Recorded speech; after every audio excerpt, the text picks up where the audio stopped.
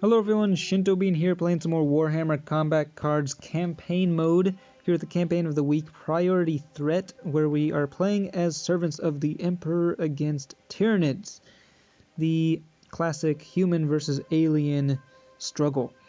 Now, this is actually a pretty exciting campaign with some decent rewards. We got a new card here. Grumpy looking Cadian Shock Trooper. This guy at 4 points might not look like much, but he's actually quite good because of his trait, which is endless once you unlock it. It synergizes very well with the Imperial Warlords. We also got the most powerful melee unit here in the Imperial roster, the Penitent Engine, and it's always nice to get more copies of this thing. By the end of this campaign, I should be able to get it up to 90 melee damage.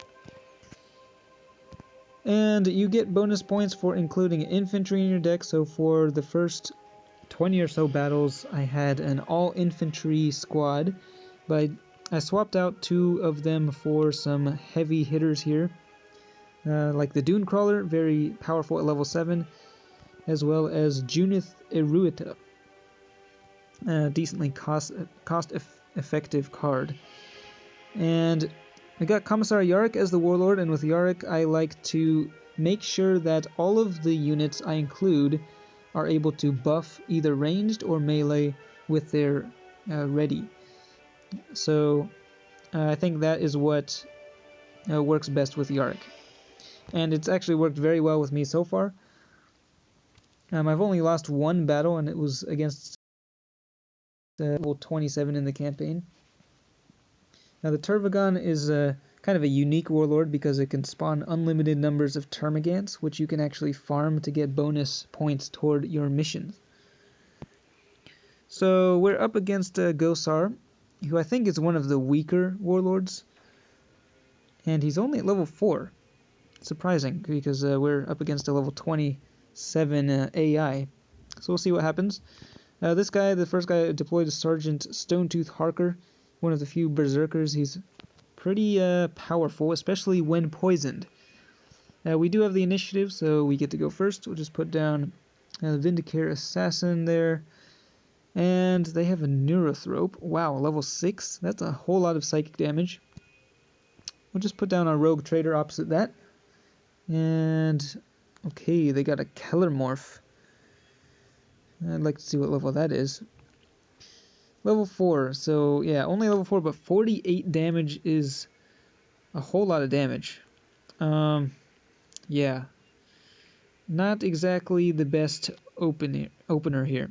But we're just going to start off with the ranged and see how that goes.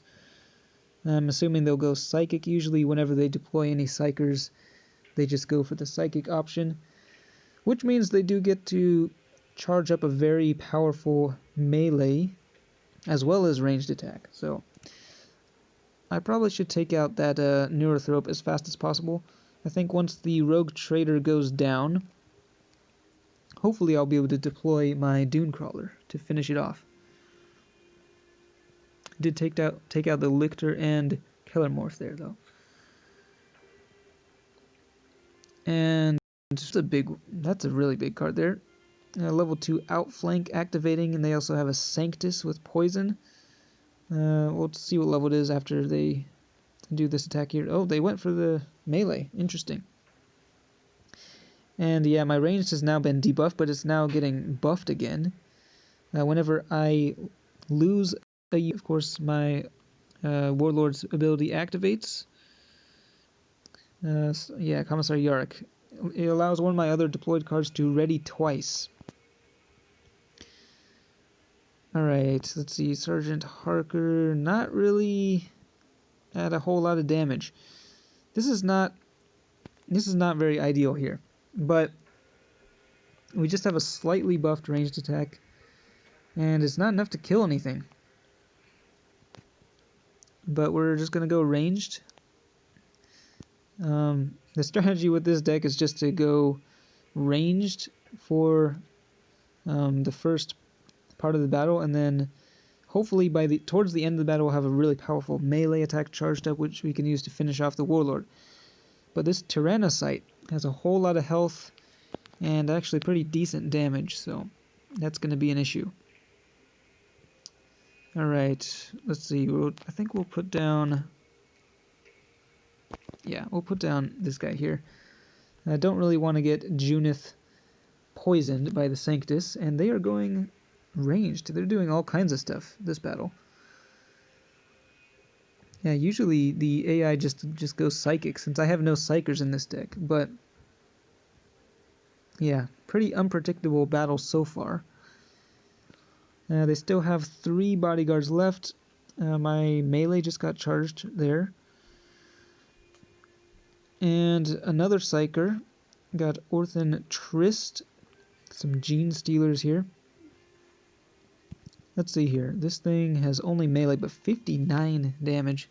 Of course, Gosar is buffing the melee of all of his units every turn.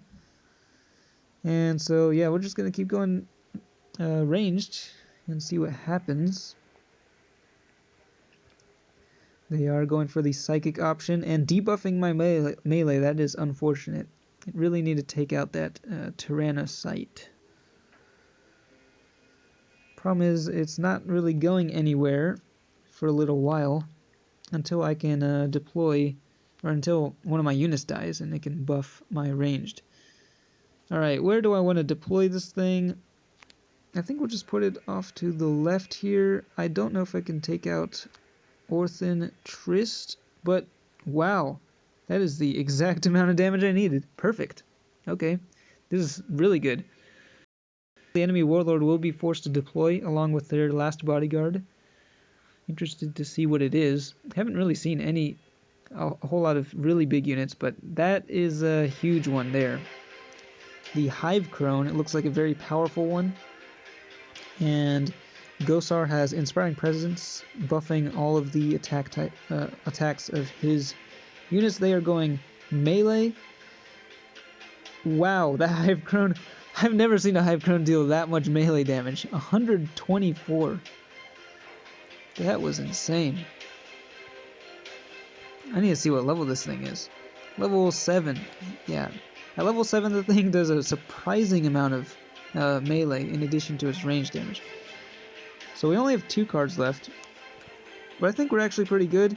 Sly Marbo does really well here towards the end. I don't think... Well, actually, you know what? I think we can actually finish the game here with the Valerian... or what are their names? Alea and Valerian. These gals deal a whole lot of melee damage, as you can see, and so this is how the deck is supposed to function. Just use the range to take out all of the bodyguards until their warlord comes into play, and if by that time you have your melee units deployed, you can finish with a highly charged melee attack, which I will do right here to take out Gosar in one fell swoop. And my warlord did not even have to deploy that battle, so that went quite well. Gosar, I think, is the easiest of all the Tyranid warlords to defeat, simply because of his low health. The Turvagon and Hive Tyrant are very tough, but yeah, this deck is performing very well. I've seen a number of other people using Viridian. I think she's one of the more, she has historically been one of the more popular Imperial warlords. So if you're using her, I'd like to know how that's going in this campaign. But yeah, let me know what you think. As always, thanks for watching, and I will see you next time.